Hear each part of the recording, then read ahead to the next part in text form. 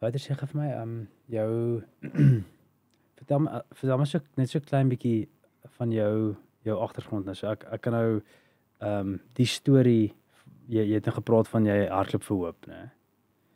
Vertel my gou net dat ek net so klein bietjie of weet jy wat? Jy kan ons vertel as ons begin gesels. Okay. Jy het dit mos al binne ook gedoen. Ja. En jy sê ons moet hierdie ding bietjie Ag, wie wat nie. Ek kom vertel jou gou 'n storie van hierdie boek, nê. So, dit was in 'n tyd in my lewe waar ek regtig waar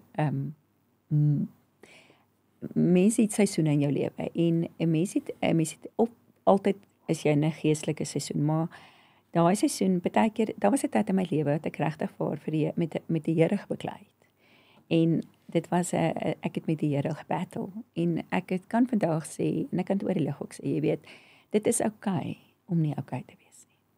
En dis oukei om vir die Here so met die Here kwaad te wees en met die Here battle sê. Jy weet, en ek het met die Here baie keer 'n battle gehad en ek het vir hom gesê, Vader, waarom moet hierdie ek het U lief met my hele hart. Ek wil mooi dinge doen en goeie dinge doen. Waarom kom hierdie swaar goed oor my pad? En ek kan eerlik vir jou sê, ek was eendag op 'n verskriklike ek was moeg en ek was op 'n stiltyd want ek kon nie hard werk nie en ek was regtig waar net so moeg en ek het regtig met hierdie innerlike geveg met die Here geveg en daarom kan ek ook openlik sê dit is oukei as jy jou Bybel neersit en sê weet jy Here ek wil nie nou meer Bybel lees nie. Dit is oukei. En ek dink as 'n predikant dit moet luister dalk sal hulle dalk nie saam met my stem nie, maar my hart sê dit is oukei. Die Here Jesus was ook in 'n woestyn. En ek dink dit is wonderlik as ek terugdink, was daai woestyntye, my tye waar ek soveel kwaad was baie keer, maar ook soveel berusting gekry het en groei gekry het. En hoe daai I don't know of daai boek eintlik hoe dit eintlik in my hele prentjie inkom is. Dit was 'n tyd waar ek eintlik gedink het ek is nou eintlik nie meer lus om die Bybel te lees nie. Ek is kwaad vir die Here. Ek dink ek was net soos dit was 'n geestelike, jy weet, hoekom moet ek al hierdie moeilike goed dra? En as jy daai is 'n boek van hoop. En regtig as jy daai boek lees, dan sal jy verstaan dat dood dat ons almal het. Ons kan ekstremely goeders doen uit 'n gewone mens wees van ons. En ja, dit was maar deel van my genesing. so. So dit is 'n baie spesiaal boek. En hoop en jy sê mens moet hierdie bestel. Ek kon hom nie kry nie. Ek het Okay. hom bestel, ja, en ek het 2 gekoop en as ek kon 20 koop het, ek dink ek moes ek 20 gekoop het. En ek dink elke persoon en dit kan 'n jong, ek het vir my seun ook een gekoop en dit vir hom gegee en vooraan net geskryf liefde mamma. En hy het hom gelees en ek dink dit is vir elke jong man, pappa, mamma, enige iemand wat So. baie keer net Ja. op 'n plek is waar ek sê altyd 'n mens kan hopeloos voel. Jy moet net nie hopeloos wees nie. En daar is genade. Weet, ek het 'n baie goeie beeld gekry van waar die Here daar gesê het. Jy weet hoe het hy met die Israeliete gemaak? Hulle het uit hulle elke dag voorsien aan voedsel, nuwe kos, manna. Maar môreoggend was dit vrot. So jy kan nooit genade optel vir môre nie. Jy moet elke dag nuwe genade ontvang. En ek dink dit is wat ek in hierdie hele reis waar ek ook my voorberei het nou. Jy weet, ek het eers eintlik ek was nooit so avontuurlustig nie. Ek was maar net sportief in die sin van bietjie gehardloop, bietjie gegym, bietjie gecrossfit en bietjie Aerobics begin doen. So ek het verlede jaar het ek 2 trail runs gedoen. En jy sal nou lag, jy weet, trail runs, die eerste een was soos daar's 'n rivier gewees, so 8 kilos voor die einde. En die rivier het al gesê gaan net enkel diepte wees. Toe is dit heupdiepte. Ja. Toe het ek daar gaan staan. Ek en my seun het saam gehardloop, hy het saam met sy ma gehardloop, so dis 'n incredible ding. Ek dink my storie is ook nie alleen nie. Verstaan jy? Ek sal nooit al hierdie goed kan gedoen het. Ja. As ek nie 'n 'n baie goeie support gehad het. En so ons het in Desember. Jy weet Andrew, dit is nou nog 'n ding. Toe ek in Desember het ek in Makro gesit en ek het ons kaartjies Kilimanjaro toe gekoop. Terwyl ek gewerk het. En ek wou Kilimanjaro baie graag klim. Ek weet nie, dit was net 'n bucket list ding van my gewees. Ek wou dit graag klim. Okay. So ons het nie vreeslik baie tegniese vaardighede, ek het nog nooit berge geklim nie. Ja. So het ek vir my, Boeta was hy sal altyd in wees, hy is avontuur en hulle is jonk. En Sissie, ek het 2 uiteenlopende kinders. En Sissie is sportief, maar sy's nie sy's nie so sportief. Jy weet, sy hou van mooi aantrek en sy's 'n dogtertjie. En ek het vir haar sê, Sissie, gaan jy saam? En dadelik sê sy ja. Ek sê, jy seker, Sissie? En toe begin ek doubts kry en dink, sal ek nou my 2 kinders op hierdie berg vat? Daar gaan mense op daardie berg en mense kan doodgaan en dit is dalk hoog en dit gaan moeilik wees. En sy sê ja. En toe is daar verskillende roetes wat jy kan kies. En een roete is 'n woestynroete gewees en die ander roete was meer deur waar jy begin soos deur die sewe, jy loop deur jy begin in 'n pragtige groen area waar die apies is en weet en dan gaan jy op in kontinente en dan kom jy in 'n woestyndeel en dan gaan jy op nou so hoor jy gaan. Ek besluit nee, ek was lank in die woestyn. Ek kies nie die woestynpad nie. Dis 7 dae gewees. Dis in die verste, ek weet nie suidelike of noordelike deel van die Lieberg. Maar dis 7 dae, dis 'n maklike roete en jy klim net, dis 'n maklike roete. En die mense waarmee ek gepraat het gesê hulle dink dit is die beste roete vir my om te doen. Omdat ek nou nie so avontuurlustig is nie. Ek dink, nee, sy ken nie my storie nie. Ek gaan nie 'n woestyn kies nie. Ek het hierdie woestynpad gestap, vir baie lank. Ek gaan nou uit die woestyn uitklim. En toe doen ons die 7 die Mochabe roete, dit was 'n 6-dae roete.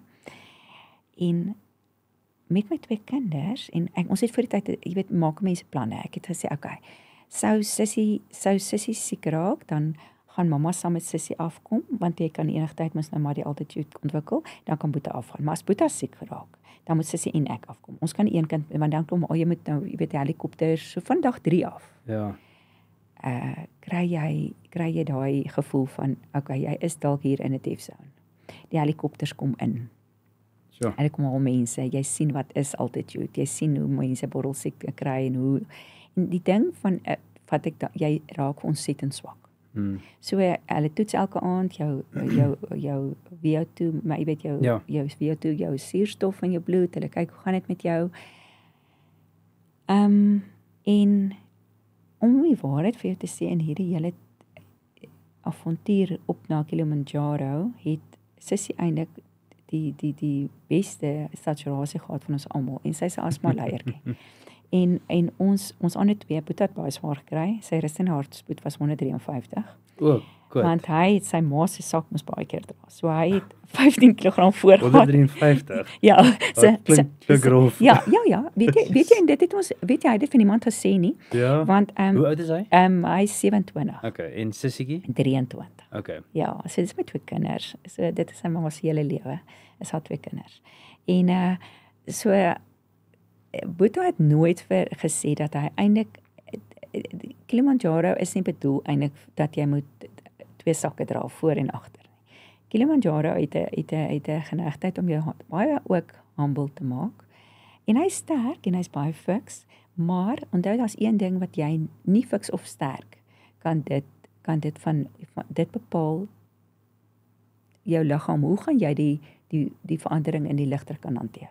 Die altitude. So jy doen klimatiseringstrap, jy weet, op en af en jy stap baie stadig. Dis die geheim van 'n suksesvolle summit, jy weet. So dit is waar ek dink Kilimanjaro het my die avontuur lustigheid in my wakker gemaak. Ja. En toe ons daar gesummit het die oggend, weet ons het 10:00 die aand. Ag, ons het wonderlike tye gehad, jy weet, en as ek terugdink, dan dink ek, jy weet, Sissie het elke dag rooi lipstik aangesit. Elke dag. In die berg. In die berg. In die woestyn, in die berg. Pragtig gelyk. En mamma het soos elke dag net oorleef. Dit was koud.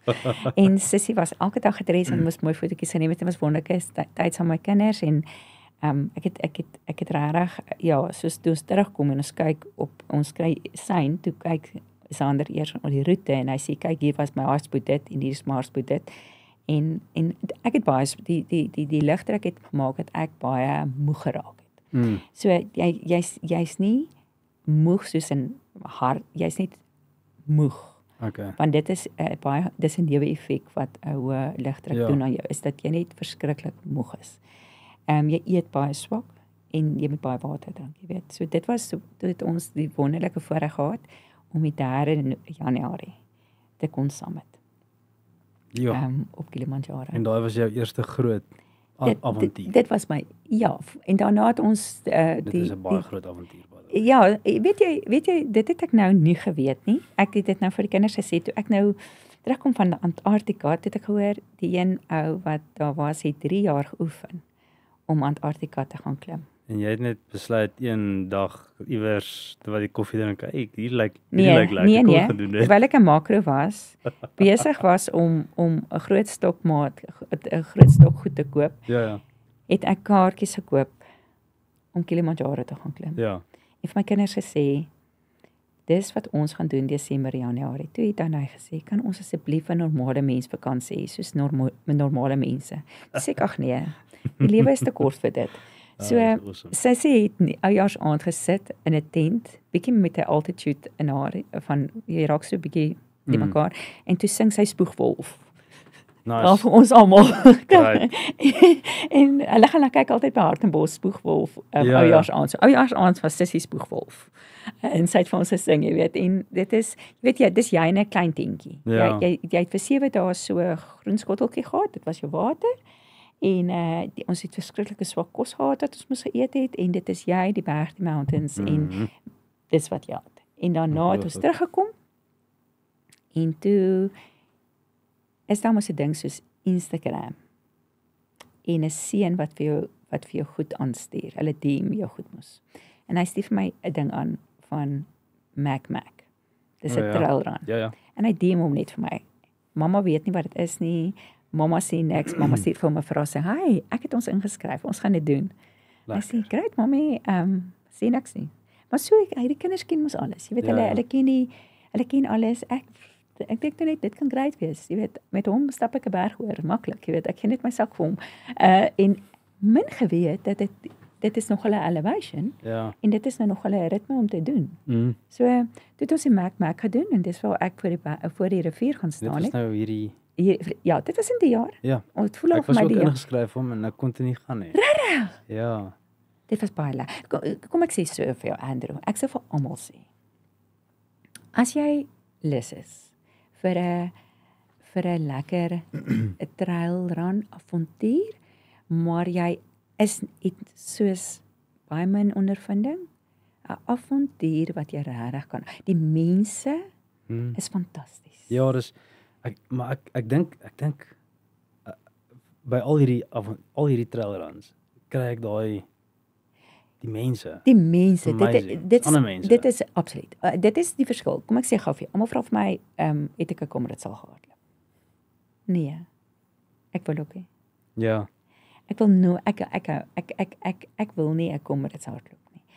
Ek wil 90 km of 100 km of 100 miler in die berge hardloop. Toe ons nou by die Skyrun teen daai eerste ding opgaan en dit begin so liggies reën.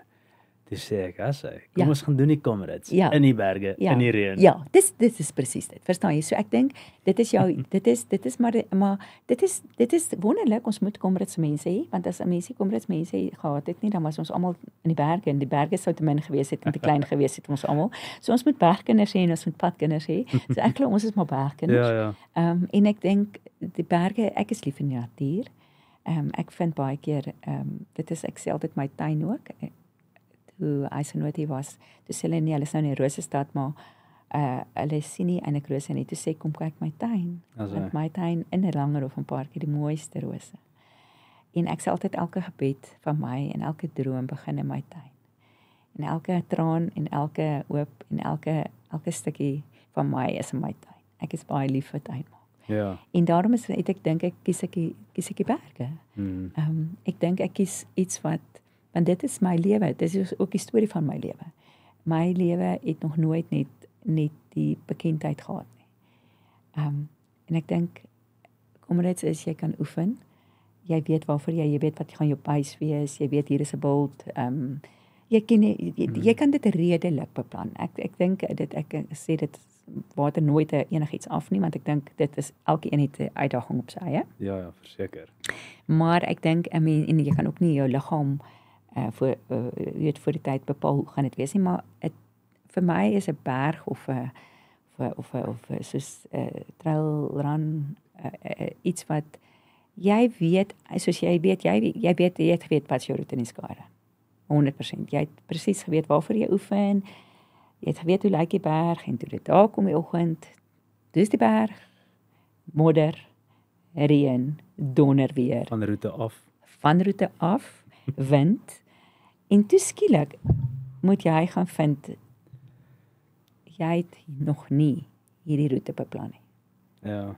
En jy's op jou GPS en jy's op jou jy vind jy's op 'n plek waar ek dink jy jouself verloor en waar jy in oorlewingsmode ingaan.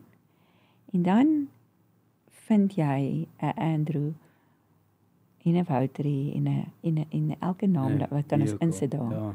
Wat niemand ken en jy ook nie. En ek dink die mens waarmee jy begin, die man wat gestaan het en 'n foto geneem het before en die man wat staan met 'n foto after is nie weer dieselfde. 100%.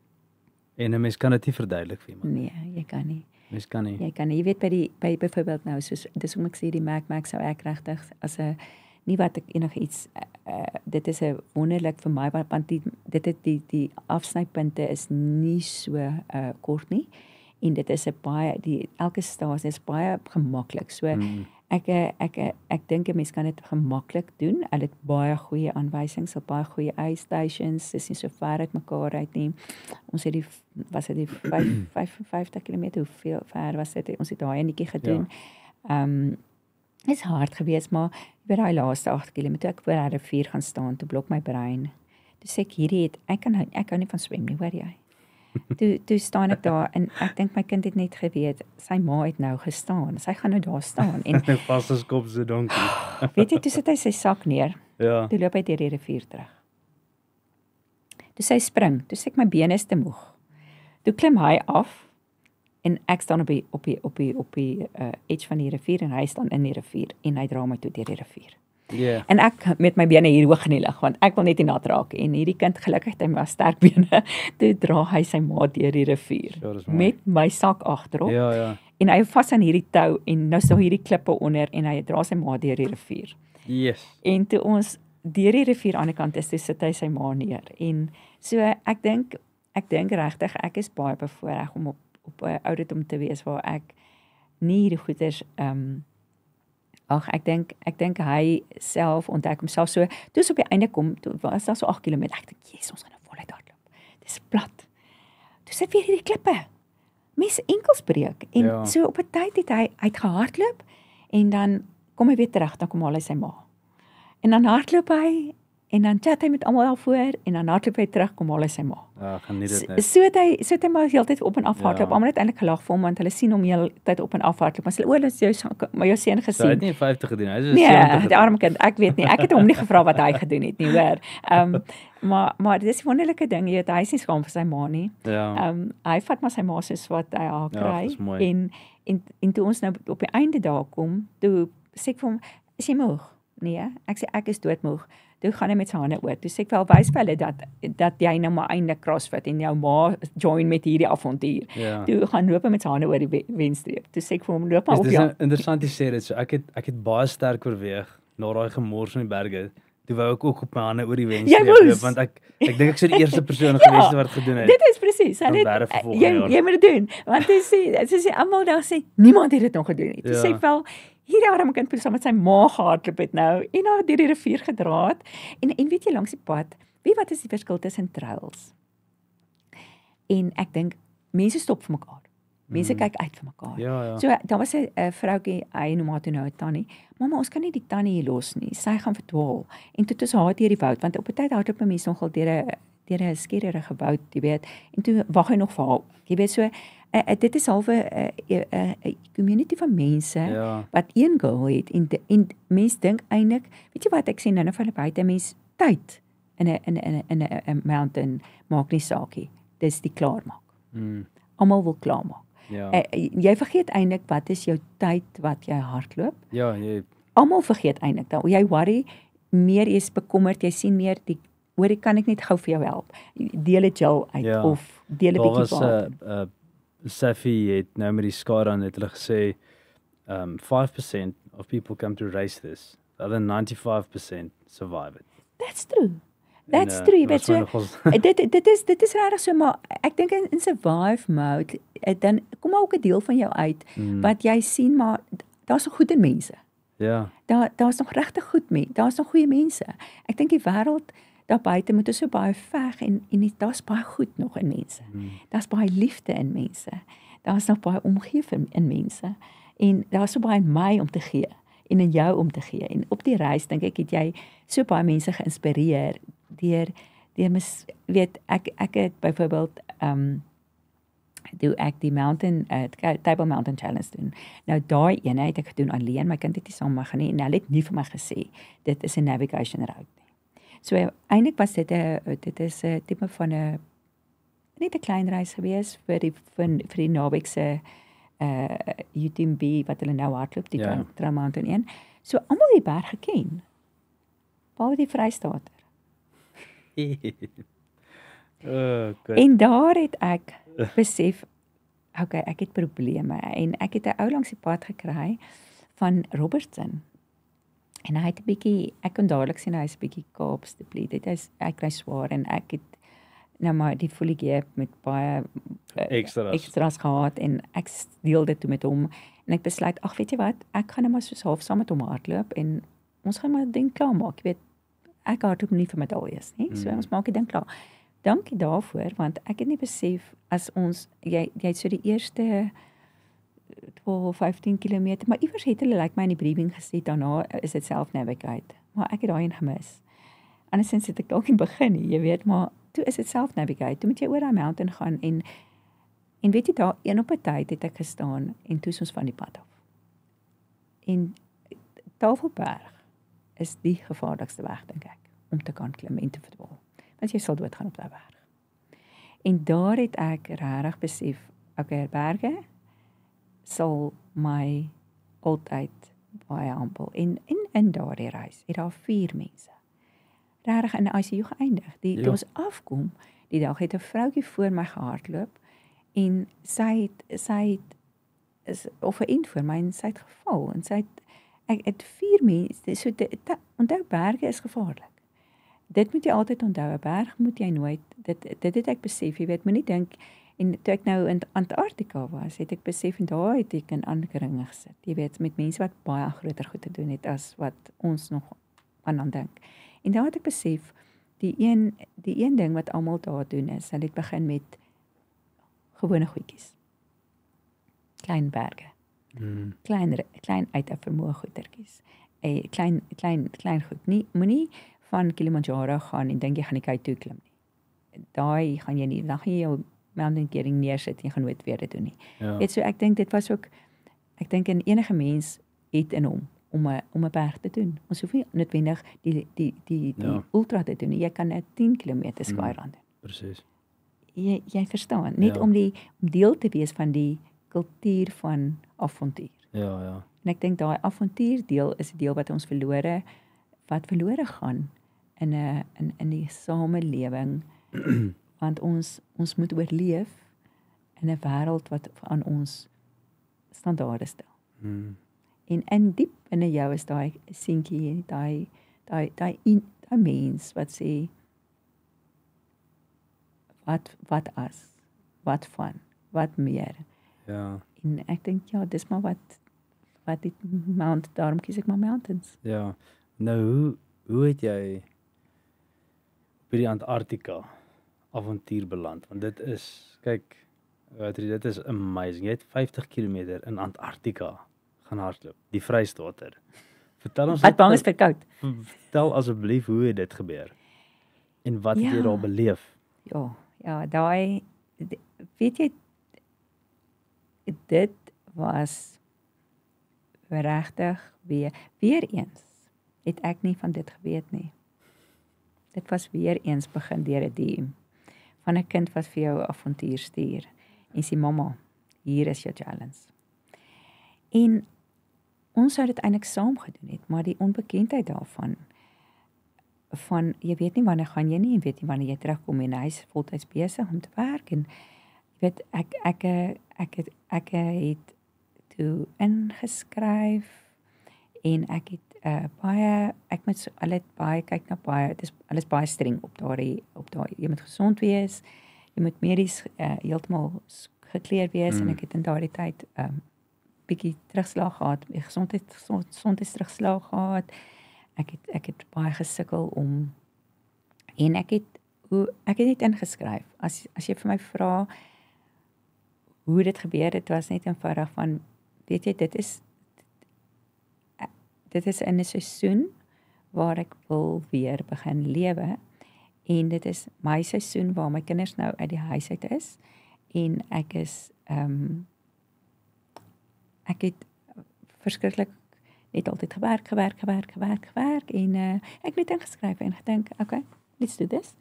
En ek glad nie geweet waarvoor ek my inskryf en soos die maande verby gegaan het ek nou begin ek het deur 'n internasionale randklub ingeskryf. Jy kan dit nie op jou eie gaan doen nie. So ek is deur internasionale coaches en alles ongelooflik deur die hele seisoen waardeur ons voorberei is. Ja. Weer eens het mense soos dit gewoonlik is dit hulle praat van die 7de kontinent. Okay, dit was Wouter se eerste kontinent. Don't ask why. Nice. Ek het dit almal so Andrew daai voorbereiding dink ek was vir my wonderlik. Deur eerstens daar gaan 3 dinge gebeur in Antarktika. Die onbekendheid, die verandering wat elke uur daar plaasvind en dis 'n woestyn. Maar 'n baie koue een. Met die onvoorspelbaarheid van so vanaf ons het geweet min of meer wanneer ons gaan vertrek uit Kaapstad uit. So ons het uit Kaapstad uit gegaan, al die atlete het in Kaapstad bymekaar gekom. So hoekom ek dit gedoen het is ek het geweet as ek hardloop, maar dit is mos maar ek Rantel Hope Wins. Dit is wat ek doen. So ek hardloop absoluut vir hoop en vir tweede kanse. En dit is wat ek gaan, hoe kan ek sê dit is my grondslag of my lese of wat jy dit kan noem. So, I Rantel Hope Wins en ek het spesifiek in Oktober maand baie hard geprep wat kankermaand, bewusmaking van kankermaand was. Ek het baie probeer uitreik ook na vroue en ek het in die proses wat ek uitgereik het na vroue vir borskanker besef, maar daar is soveel mense, nie netwendig met kanker nie, maar wat geestelik swaar kry, finansiëel swaar kry. Ons het byvoorbeeld, ken ek nou 'n gesinnetjie wat sy dogtertjie op 16 met MS gediagnoseer is. En daardie ongelooflike emosionele hartseer wat daai pappa en mamma moet beleef en daai sterk dogtertjie. En daai dogtertjie is gediagnoseer weens dat sy geoefen het. Sy is in 'n gym gediagnoseer en weens dat sy aktief was, is sy getrigger en daardie diagnosering kon vroeg plaasvind. So jy weet die koneksie van oefen en gesondheid en al daai goed saam. En dit is wat ek doen. So dit is waarom ek Antarktika gedoen het en ek dink as jy die eerste of die 7de kontinent, so almal wat saam met my gehardloop het, dit was hulle 7de kontinent. Jo. Okay, baie. Dis eenmaal einde. Ek dink ek praat ons het 19 gehardloop. Ek jok as ek dalk nou vir seker kan nie almal presies onthou nie. Ek dink 4 van hulle of 5 van hulle, ten minste 5 van hulle was dit hulle 7de kontinent. Yes. Okay. Een van hulle het al dink ek 2 keer die 7 kontinente 7 dae gedoen. Een vroutjie het al die dit was haar 7de kontinent, maar sy het ook al 7 bergpieke al geklim. So ek het in kringe gesit, baie groter as myself. So. Ek het baie stil gewees en geweet ek is in groot moeilikheid. Want dis nie my 7de kontinent nie, dis my eerste kontinent. Ja, en dit is maar Ja, is amazing. Dit is maar so dit was baie koud. Vertel ons bietjie net hier van Bloemfontein af. Nou is julle is in die Kaap en julle het van daar af vertrek. Ja. So ons moes so wel ek was so omtrent 4 dae voor die tyd daar. So jy moet 'n rukkie voor die tyd daar wees. Dan ontmoet jy so ons het deur Antarktika uit 'n Arctica Explorer was die maatskappy wat dan amper wil ek sê die monopolie en die reg het om mense oor te vat Antarktika toe. Jy kan nie net op jou eie gaan Antarktika toe nie, want jy gaan met 'n spesifieke lugredery. So jy gaan uit 'n dag 'n briefing wat hulle vir jou dan net die reëls en alles vertel van wat is die belangrikheid en daar is sekere compulsory goeders wat spesifiek reëls wat 'n mens moet volg in Antarktika. Ja. Dan ontmoet jy die atlete. Dan kom almal bymekaar, almal bly in 'n hotel, so baie kyk kan vlieg van Kanada af. Hulle van all over the world. Almal Kaap toe. Almal Kaap. Ja, so ons die enigste direkte vlug wat is van Kaapstad af Antarktika toe. So almal het gekom tot in Kaapstad. Ons het in Kaapstad geslaap en gebly en ook die briefing gehad, maar ook tot die dag wat die vliegtuig opgestyg het ons nie 'n datum gehad nie. Want die weer, jy weet, ons het dit gesegde gehad, jy verander 8 keer 'n dag ritme en planne. So ons almal het dan bymekaar gekom, vinnig langste rekord was dit, ons het bymekaar gekom, dit was athlete briefing, dit was eers ons het die span ontmoet, dan dieselfde dag het hulle ook spesifieke klere. So my klere byvoorbeeld, my skoene wat ek gehad het, was glad nie reg gewees vir want hulle probeer jy hardloop die reis en dan wys hulle nou natuurlik vir jou 'n bietjie Antarktika. Maar dan het jy spesiale skoene, so hulle het vir my byvoorbeeld, en dit is 'n gratis diens wat hulle vir jou gegee het. So ek het ongelooflike warm skoene gehad wat op my gegee het. Ek het die res van die toerist, klere het ek redelik gehad. Ja. En dan kom hulle na jou hotel toe en dan moet jy nou soos jy weet mos voor reisdag sit jy al jou kleertjies en jou gels uit, maar dan kom kyk hulle en hulle sê nee, jy kort nog dit of jy kort dit. So hulle kom check goed baie goed. So 'n compulsory gear is vir hulle niemand op daardie vliegtuig. Dis 'n nuwe ervaring die ou wat jou goed begin bekyk en dan is dit ook nie soos wat ons in Suid-Afrika sou 'n skyrun of iets gaan doen nie. Jy weet dit is wat ons weet wat is ons running packs, ons ken dit. Jy weet dit is basiese goed, ons ken ons nutrition, maar my nutrition moes verskriklik aangepas word. Jy weet dit is ook weer iets anders, want wat ek en jy nie ken nie, want ons weet of wat ek en jy gaan doen oor 10 kilometer of 'n uur, hoeveel kels gaan hy, hoeveel kaps gaan ek inneem, hoeveel gaan ek, jy weet ons ken ons ken dit nou al deur ons trails en ons oefening, maar dit is heeltemal anders te gewees. So dit was 'n formule wat ek moes uitgewerk het en daardeur het my kind my baie gehelp wat daarom nou ook 'n coach is en my oorseese ouens, maar hy ken meer my welstand en hy ken ook my vermoë omdat hy goed al aan my gedoen het. So want die formule wat hulle vir jou gee is 'n predictable, jy weet 'n voorskrywende een, maar dit is half vir mense soos jy wat ekstreem is en gesond is en baie fiks is. Dis nie dalk so. Ek dink so. Jy was net in Antarktika gewees. Ek dink met jou. Ek dink dit is meer soos vir jou bedoel as vir my bedoel. Hierdie was op my eerste skyrun. Regtig? Ja. Okay, so jy was ook 'n groot. Nee, ek het hierdie jaar eerste keer in my lewe, ek het die klipspringer, was my eerste trailrun gewees. Okay, my maat, as ons nou op dieselfde ding. Ja, nee, so ek wou net sê, so verstaan jy, so ek dink, jy weet maar dit is daai nutrition plan is meer vir mense dan nou soos soos 'n Ryan's Hands, jy weet wat Ja, wat sy. dis is dan Ja, nog meer sy. soos hy.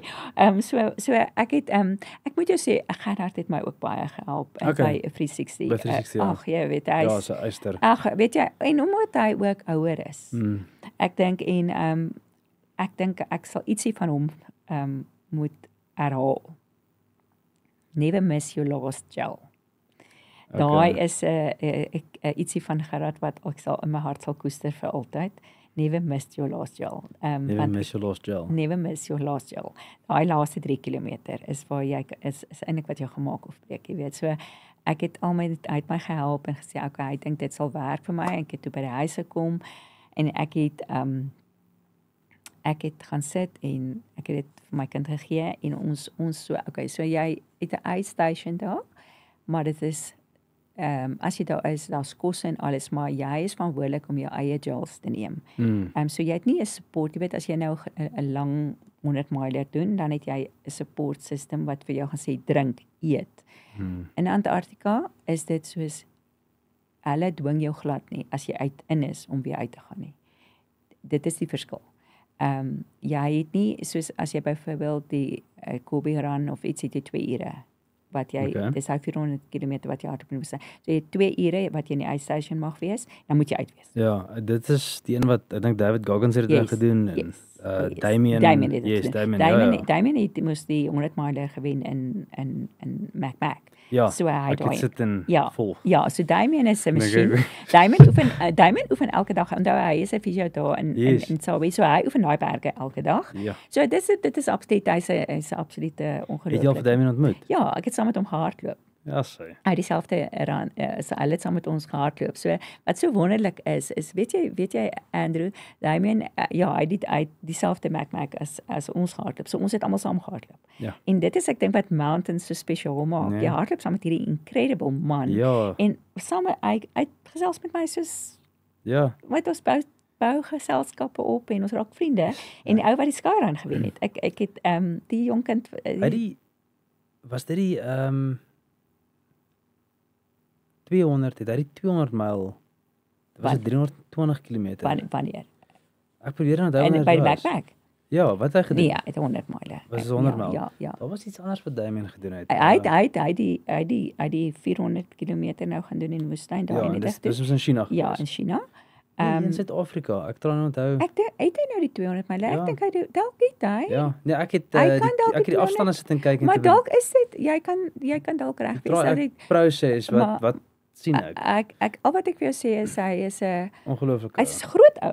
Dit is hy's nie 'n maar mannetjie nie. Hy is 'n sterk geboude jong man.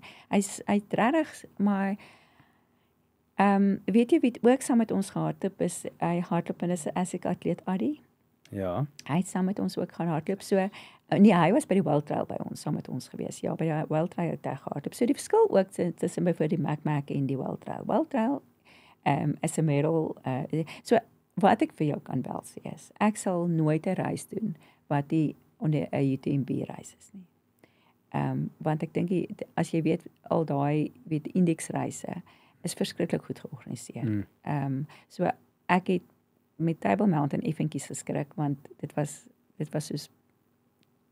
bietjie minder georganiseer. So ek sal vir elke jong mens sê of vir elke mens wat wil begin met trailruns, praat met iemand wat al 'n trailrun gedoen het. Kies baie mooi met watter een jy doen. So byvoorbeeld so Damien is just incredible. Hy is maar van wat terug te gaan in nutrition iets. So die nutrition is iets wat heeltemal anders is as 'n enige Suid-Afrikaanse trail wat jy doen of 'n skyrun of wat ook al. Want jy is in 'n extreem koue. En jy verbrand 4 keer meer energie as wat jy en glo my, ek het in 50 km 3000 op wel hoe akkuraat dit kan wees op hierdie Garmin 3700 ml vog verloor. Ja. En die kalorieë wat jy verbrand het is absoluut 3 keer die hoeveelheid. So my hy het vir my sakkies gemaak en ek het ja, hy weet sy mamma verloor het so 'n bietjie en kan nie mooi dink en dan dink hy altyd vir my. So hy het vir my en daar was mense wat dan vir my gedink het ook daar. En hy het my sakkies gemaak en hy het Engels opgeskryf.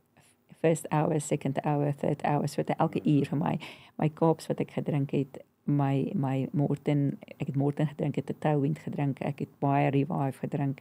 En hy het elkeen in sakkies vir my gesit. So ek het geweet nou elke uur kan ek net 'n pakkie vat en dit moes my pakkie wees. En jy sluk dit in. So ek is nie goed om te eet terwyl ek hardloop nie. Dit is sleg. Ek weet 'n mens moet baie eet. Ja. Ek is sukkel om fisies te eet. Dit was vir my in Antarktika nog moeilik. Dit was die moeilikste seisoen van my reise om te eet. Ek kon nie, so ek het verskriklik baie staat gemaak op my ek het geweet ek het baie Kaaps geloop op deelreis. En ek het op 30 km baie swaar gekry. En ek het ingegaan en ek het besef ek gaan myself nou moet dwing om te eet. So daar is heeltyd warm kosse, warm soppe, warm goed. Okay. En kos. Ek eet byvoorbeeld glad nie vleis as ek hardloop nie, maar ek het besluit ek moet pasta eet en dit was baie goeie kos. Dit was 5-ster kos gewees heeltyd. En op 30 km het ek gedink ek was my temperatuur ook onder die vriespunt. Ek was 0.04 grade. So ek was baie op daai stadium baie swak. En ja, toe ek besef, hulle het my afhaal. En hulle kyk mooi na jou. Jy weet, so dit het my afhaal. En ek het ook nie beklei daarteen, verstaan jy? Ek het net ingegaan. My voete het gebloei. Ek het baie swak gewees deurdat ek skoene, ek het met hierdie einste skoene gehardloop. Ek het net spikes onder gesit. So dit is waarmee ek gehardloop het, maar met sokkies. Waterdigte kouse, maar ek moes onder daardie kouse moes ek my gewone soks wat ek hardloop aangehad het en ek het nie. So my voete het uitgebloei. En ek het eers my voete, hulle het my gehelp, ons het my voete versorg. Okay. Ek het pleisters geplak. Ja, hulle het die twee twinkies wat swart was, het ek gewonder, gehoop hulle is net van rand swart en is nie van koud.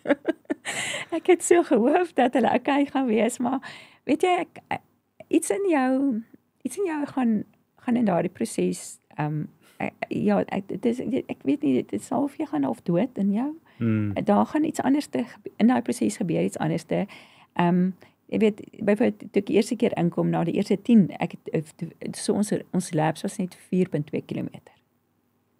Dis soos dit werk. So dis 'n lab. Dis 'n lab wat jy hardloop. En die lab bepaal hulle eers die vorige aand. So jy weet nie. Ja. Want hulle skraap hom oop. So hulle is 'n groot oop skraapplekke. En dan, so hulle sê eers vir jou daai oggend, jy gaan 9 uur begin hardloop. Hulle het die vorige dag gesê as alsoos gaan ons 9 uur begin hardloop. Maar hulle sê jy kan nie voor die tyd dit beplan nie. So dit was 4.2 km waar hulle in die begin, die mediese span was in begin en dan 1 kilometer verder was daar mense op ski, jy weet jy, daar snowbikes. Snowgoeders. Het hulle gesit en dan nog 'n kilometer verder was daar 'n uitstation. Okay. En daar het jy byvoorbeeld kookwater gekry. Want jou flask was gevries gewees. En dan gooi hulle kookwater vir jou daarin. Wat is die temperatuur daar buite, weet jy? Weet jy, ja, ons het begin hardloop en het gesê op my horlosie het gewys -15, -21. So dit was baie gemaklik geweest, verstaan jy? Dit was regtig lekker. Die wind het ook nie gewaai nie. Okay. En dit was regtig goeie temperature waarmee ons begin het. Regtig, dit het vir my gevoel soos 'n koue winters middag in Bloemfontein en ek het gaan hardloop. Okay. Met my regte toerusting natuurlik. Ja. Maar ongelukkig het ek toe te warm gekry. So dis nou die ander ding. Jy moet leer om so al die klere wat ek het kon oopmaak en jy moet oop. So dit is 'n bietjie van 'n tegniese aspekte wat ek nog nie so goed bemeester het en ek dink oor die kontinente gaan ek dit bemeester om jou te oop te zip en hulle maak hulle oop en op 'n tyd het 'n ou regtig met 'n kort my hemp gehardloop. Dit is regtig, daai ouens kom uit Vrieslande uit. Jy weet, so vir ons wat uit Bloemfontein uitkom. Ja. Jy kan jou voorstel, ek het net gedink laag op laag en so ek het na 10 km uitgegaan en teruggegaan want ek het gevries. Uitgetrek, heeltemal uitgetrek. So jy het onder net 'n dun wol soos 'n second skin en 'n dun windigte broekie. Dis al waarmee jy onder hardloop.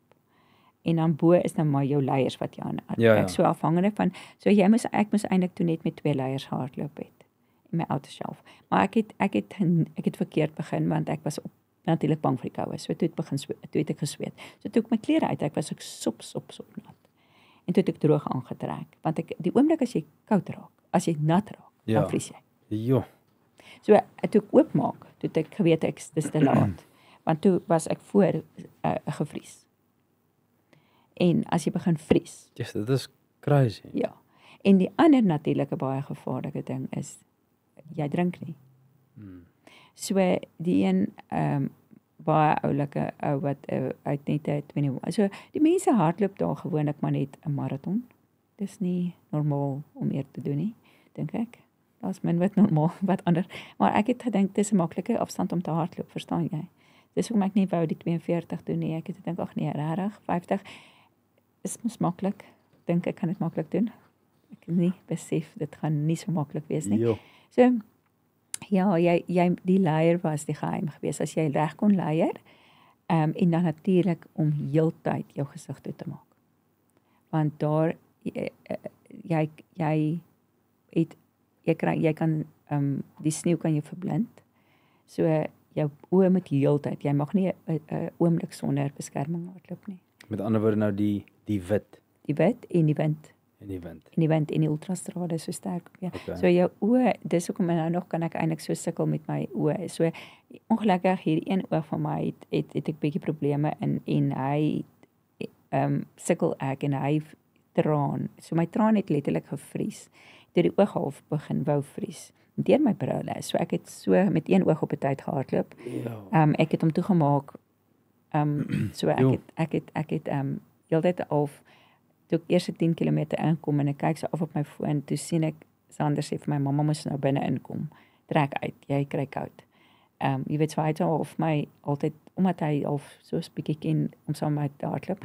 En toe ek vir hom sê dan en hy het ook vir my sê as jy in is moet jy vinnig weer uitgaan. Moenie lank bly daar nie. So dan sê ek net vir hom in uit. Dan weet ek in uit. So hy kom my so half monitor. Maar toe my oog vries of jy weet hierdie kant was vir my baie sleg. Want toe moes ek hierdie kant toe maak half. En toe het ek net een oog half gehad. So ek het gesukkel toe nog om perspektief te kry ten opsigte van die afstand. En dan waai die wind. En dis wit en jy kan absoluut nie afstand skat nie. Jy raak heeltemal gedisoriënteerd. So jy het vlaggies waarin jy hardloop.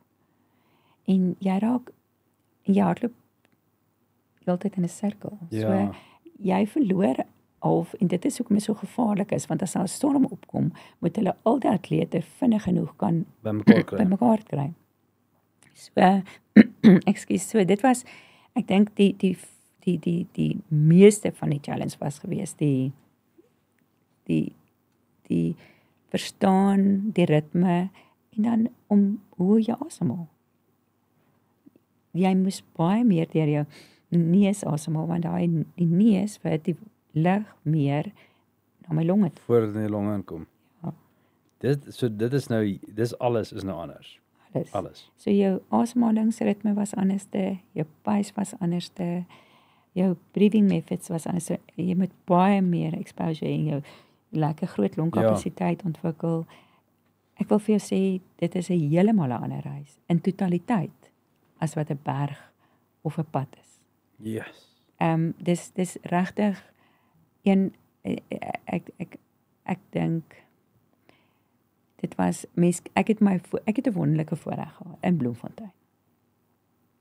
Ek het Country Bird het my 'n geleentheid gegee om 'n CBL Logistics en hulle kon ek oefen. So ek het so vir seker al 2 maande wat ek in -28 geoefen het. So dit het my geleer want regtig die eerste keer toe ek hardloop kon ek net 4 km hardloop.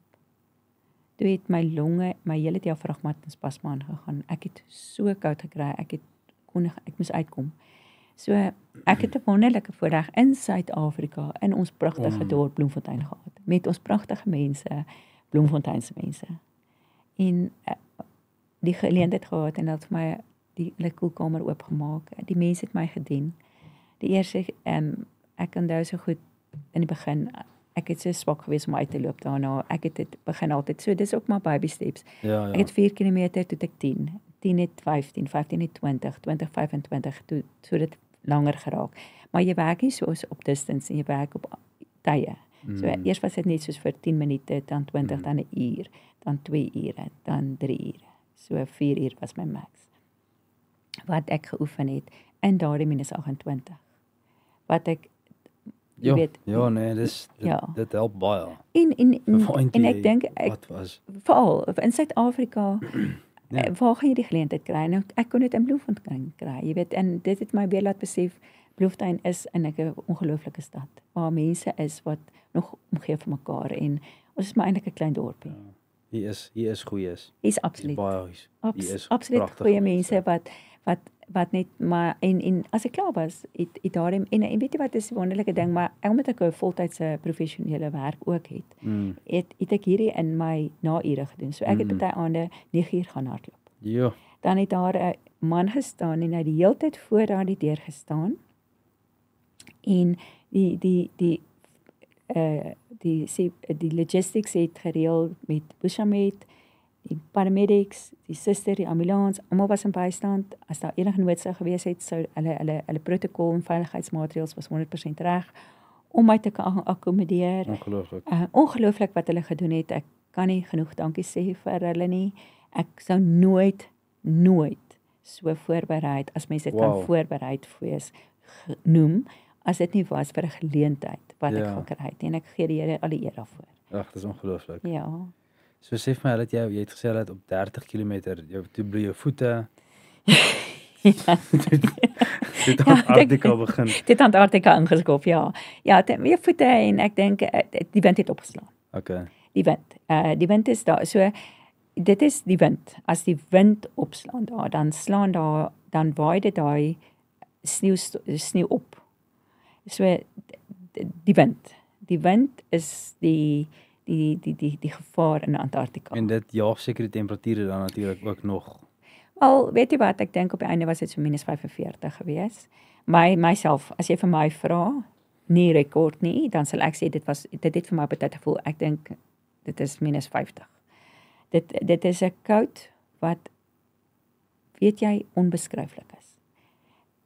Maar as jy ook daar kom, hulle is so goed. So as jy byvoorbeeld jou hand so vat en jou hand sit vas, as hulle hand vas sit aan my gesig, dan het ek klaar is frost. So jy weet hulle het jou so goed gemonitor. As jy inkom, jy weet daar's so 'n goeie mediese span wat dit is so goed georganiseerde reis omdat dit is 'n lewensbedreigende reis. Jy kan letterlik doodgaan. Wel jy kan enige plek doodgaan, maar letterlik speel jy daar met jy is nie daar. Jy gaan nie Antarktika toe.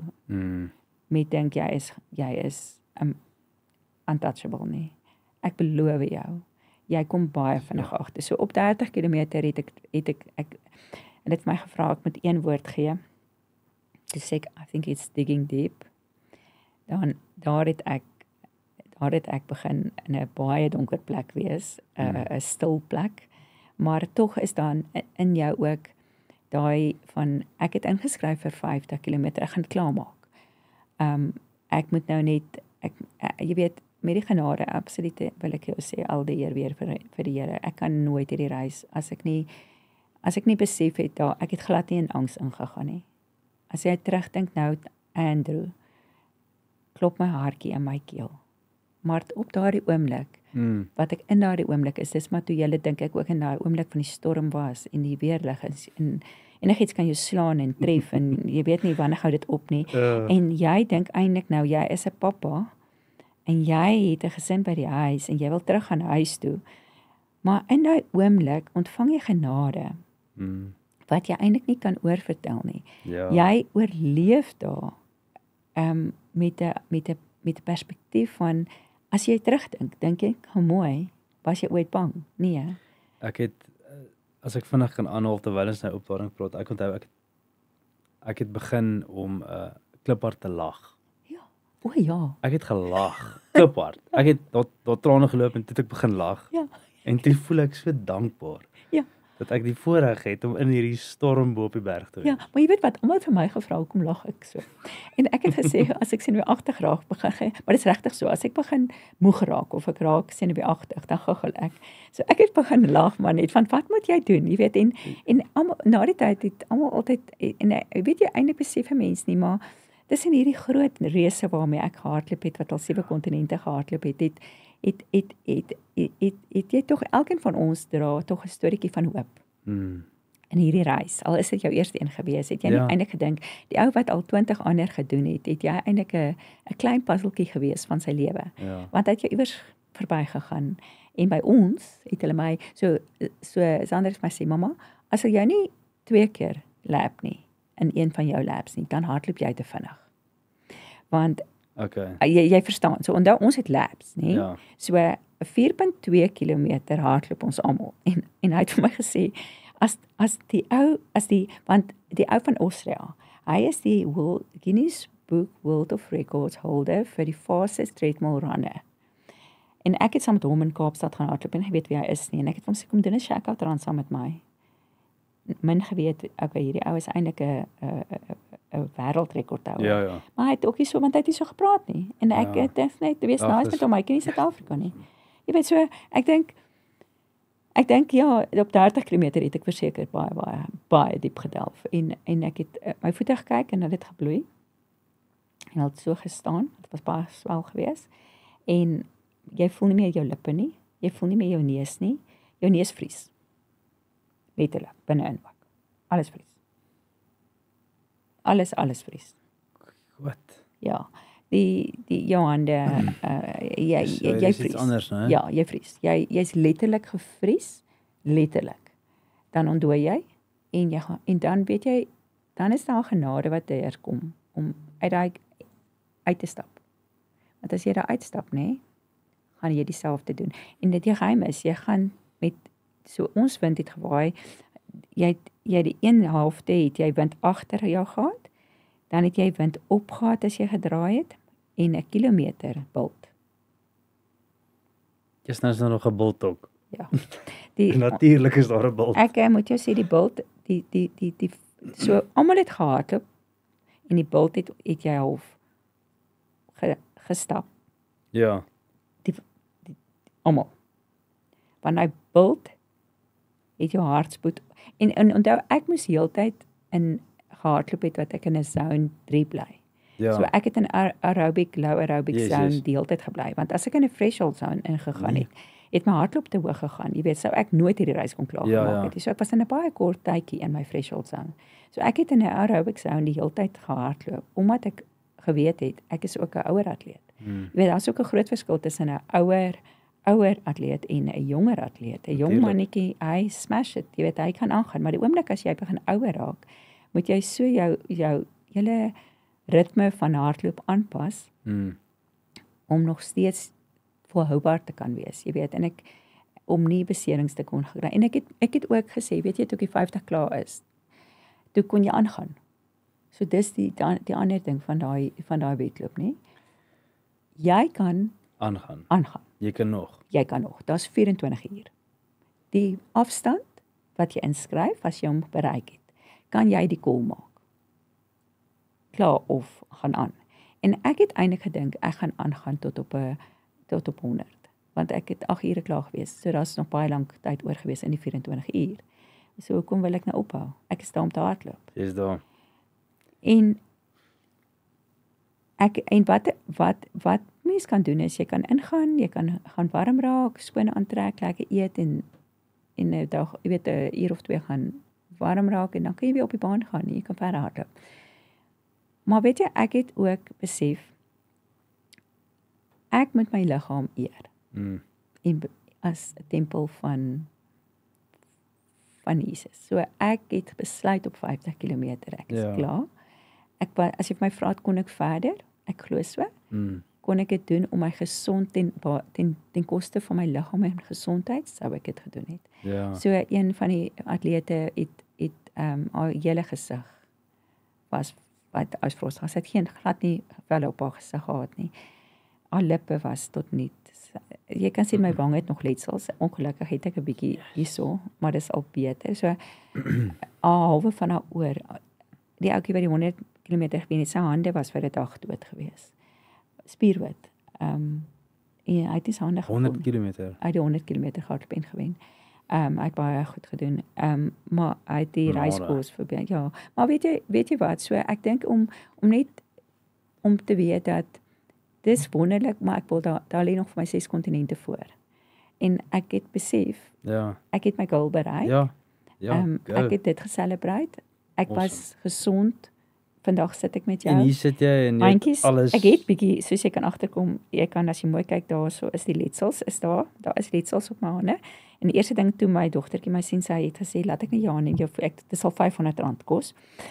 Sy het my hande en my voete gedoen, dit is verskriklik sleg gelyk. My hande en my voete het sy gedoen. Jy weet, jy hande raak stikkend. Yes. En jou voete is obviously natuurlik ook stikkend. Maar ja, solank jy net jou wine, daar was 'n definitiewe rede hoekom ek dit gedoen het. En ek dink dit is wat 'n mens maar en ek dink daar's 'n stelsel daar buite, mense wat jou bemoedig en wat daar is, wat jy weet vir jou bid.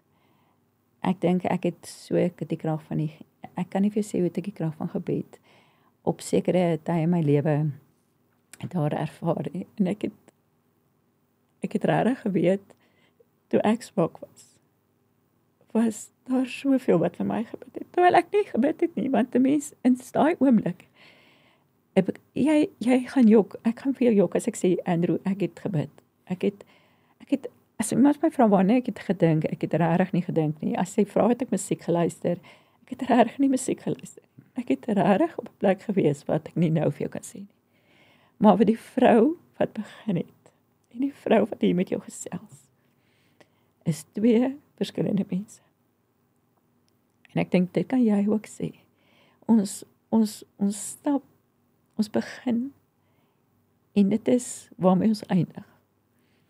En 100%. En ek dink dit is dit is die boodskap wat ek en jy saam vandag hier sit. Waar jou lyf nog so seer is. Myne lyk al bietjie beter as joune. Ek het so, jy weet, toe jy hardloop.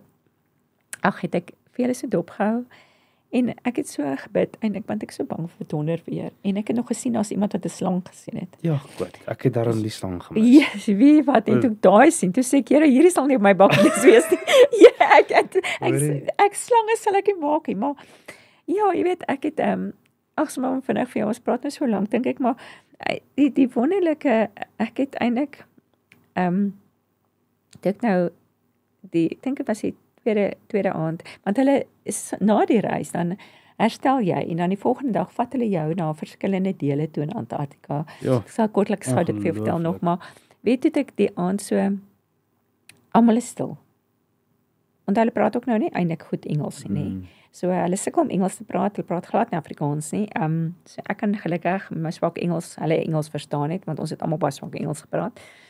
En as 'n tolk tussenin ook, wat maar tolk, verskillende tale tolk. En almal was vreeslik stil geweest en ek dink ek het regtig, ek dink elke persoon het daar 'n eie iets gehad. 100%. Wat jy agterlaat daar en terugkom. En ek dink ons almal loop met bagasie, met hartseer, met hoop, met liefde, met goed wat onbekend is, wat jy self baie keer ook nie weet jy dra nie. Ja. En dan het jy van daai goed daar gelos. En dit kom daar uit en jy sien dit skielik. Ja, en jy weet ek het so een aand het ek so duidelik, ek het eintlik so 'n droom gehad of ek weet nie wat eintlik hoe jy weet ek het half en ek het 'n prentjie gesien en ek het toe gaan kyk of ek so 'n prentjie het, want eintlik het ons het nie die foto's dadelik gekry nie. Ons het die foto's eers 'n paar dae later gekry wat hulle van ons geneem het. En toe ek die foto's skry, toe is dit die foto van waar ek die vlag in die hand het, die Suid-Afrikaanse vlag waar ek oor die wenstreep gaan. En my ander hand was so in die lug oop na bo. En dit wat ek gekry het was van grief and grace you can hold in one hand as long as you open your other hand to receive and to give. Pragtig. En ek dink dit is waar ek miskien aan Antarktika geleer het wat ons moes hardloop, so kan ons eintlik so hardloop. God's grace is new every day. En ja, dit is Antarktika.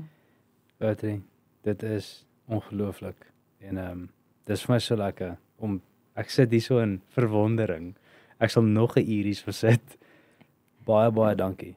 Ek dink 'n mens besef nie altyd hoeveel lewens jy raak met hierdie goed nie.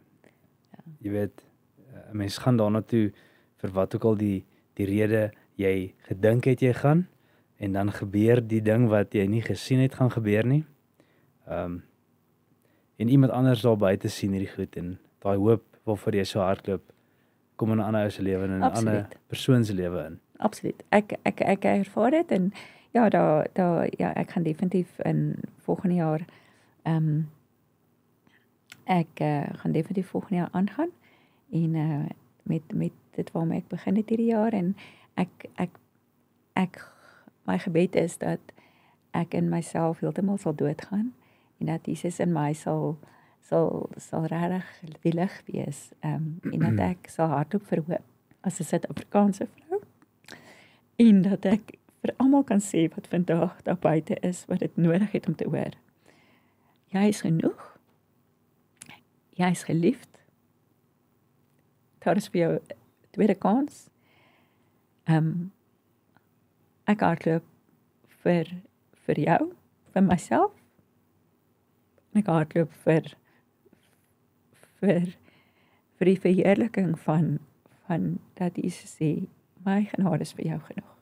Daar is geen veroordeling vir ons nie. Maak nie saak wat jou verlede was nie, maak nie saak hoeveel siekte toestande jy gehad het of weet nie.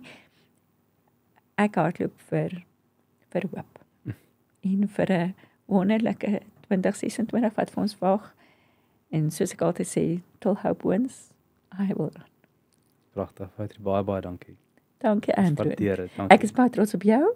En ek dink ek sal graag wou gehoor het wat jou storie is, maar baie geluk. Ek hoop jy voel dankie. Vinnig beter na. Knie voel bietjie vreemd, maar ja, ek dink die modder, gegleiery vir daai afstand. Ek dink op volgende jaar kan ons as saam met Milie FM en almal wat lus is, kan ons een lekker avontuur aanpak. Julle moet die gids wees want ek kan nie GPS lees nie, maar ek dink ons kan verseker saam met julle iets lekker spesiaal doen. Ek sien baie uit vir dit. Ek gaan ook nog 'n Skyrun recording doen oor ons experience. En, ek weet nie of ek sal 'n kleintjie doen saam met julle. Ja, weet jy? Ek kan nie wag om weer te gaan nie. Ja, daar was teleurstelling ook in daai die ouens moet jy afhaal, hulle moet doen wat veilig is. Dit is absoluut so, dit is. Maar daar was teleurstelling. My kop was absoluut in die regte plek gewees. Ek het dit so baie geniet. Ja. So baie. En ek het ook 'n ding gesien op die berg in daai reën. Ja. Waar jy net besef het jy's nooit weer dieselfde nie. En jy weet jy Andrew, enige wel avontuur of 'n endurance wat jy dit ook al wil noem, ek dink die Skyrun, veral hierdie jaar, dink ek is heeltemal anders as ander jare, want ek dink die oomblik as daar 'n onbekende faktor inkom wat lewensbedreigend is. Ek bedoel, ek het nou in ys en sneeu gehardloop, jy het in storms gehardloop. Weerlig is net so gevaarlik soos koud, glo my. Mens kon nie help om te dink aan die loopstokke wat jy in jou hande vashou. Dit is absoluut so. En 'n straal wat jy is die hoogste punt op daardie oomblik en waar daai straal jou gaan tref en dan besef jy hoe klein was jy in daardie kontinent waar jy gehardloop het en hoe die hand van die Here absoluut oor jou was en oor ek dink in Skyrun is niemand dood nie, nê. Nee. Nou kan jy sien die beskerming, daar moes 'n bonatuurlike goddelike engel oor julle gewees het om daardie reis te hardloop. Niemand is dood nie. En dan kan 'n mens net so absoluut die Here die eer gee. Vir julle het jou reis was meer gevaarlik as myne. Nee, ek weet nie, ek twyfel baie sterk. Want julle kyk, myne is in loops gewees waar ek kon afgehaal geword het en dit was redelik 'n beheerde omstandighede. Onthou, dis redelik beheerd gewees. Die Skyrun, jy het hoeveel kilometer gehardloop? Jy's op die berg. Ons kon net, ek dink ons het so 43 kilos wat ons kon doen van die 100. Nou 43 km was jy alleen. Daar was nie 4 km waar daar uitstation was nie. Ja, ek dink daar was 'n punt waar toe verander die storie nogals drasties. Ja. Toe ons van koers afgestuur is. Maar dit was 'n ongelooflike ervaring. Dit was bo op die berg, was daar die storm en dit was daai oomblik. En ook Ek het ook 'n mooi watervalle gesien, nee. Amazing. Ja, ons is daar by daai waterval, is ons reg daar so eentjie agter hom deur die water. Nee, dis ongelooflik. Jy ja, dis amazing. Ja, dis mooi. En toe die volgende dag die voorreg om saam met die 38s hulle toe dit 20 kg gemaak. Toe het ek saam met hulle die 20 gaan doen. Toe kun jy nog 'n deeltjie sien. Want ek wou die wall gaan sien het wat almal oor praat, the wall. En ek wou die wall gaan sien. So ek kon dit doen. Ja, dit was pragtig. So hulle het julle toegelaat om toe nou meer goedjies te. Ja, jy sien dit en ek dink dit is die lekker wat jy terugbring is dat daar moet 'n why gewees het. Hoekom het jy dit gaan doen? Ek bedoel jy doen dit definitief nie omdat dit net jy het 'n doel gehad, jy wil graag die wall gesien het. Almal praat van die wall. Jy weet. En jy weet Antarktika dink ek almal praat van die 7de kontinent. Ja. En almal mis daai kontinent. Ja. Jy weet so en ek dink so die Skyrun, ek dink jy kan elke avontuur vat en hy het sy eie unieke karakter. Zeker. En ek dink ek haal my hoed af vir enige persoon wat vandag gesê, ek gaan van die stoel af opstaan en ek gaan 'n kilometer stap of 500 meter stap. Jy weet ek is daai persoon wat sê, weet jy wat, moet begin met klein goedjies. Soos ek gesê, dit hoef nie ekstreem te wees. Absoluut nie. Begin uit. Ek dink baie kere veral jong seuns of jonger generasie, hulle dink hulle moet ekstreem goed doen om ekstreem te wees. Ons is heel gewone mense. En jy's 'n heel gewone jong man wat 'n werk het en jy's 'n pappa en jy's net lief vir gesondheid en fitness en jy wil eintlik net ook vir jou kindertjies wys en jy weet ek dink eendag hoop ek dat my kinders sal onthou dat ek het geleef altyd met hoop en dat ek sal vir hulle weet jy kan vir hulle geld nalat en jy kan vir hulle besittings nalat maar dit wat hulle geleer het ook, dink ek op die proses waar ek was en waar ek gaan is wat hulle sal sien, jy hoef vir niks bang te wees nie. Jy is strong enough, you are enough, you are loved, you are capable of much more. En ek sal hulle drome ondersteun soos hulle myne ondersteun en ek is maar ja, ek dink ons het regtig 'n rol. Soos ek sê, ek dink nie mense hoef 'n ekstreem persoon te wees om 'n impak op mense en dit begin in jou huis, by jou gesin. Ja. Audrey, dankie. Groot plesier. Dit was awesome geweest. Baie dankie. Ek sien vir jou weer. Baie dankie. Dankie dat ek my storie met julle kon gedeel het Dit was so lekker. Baie dankie. Thanks.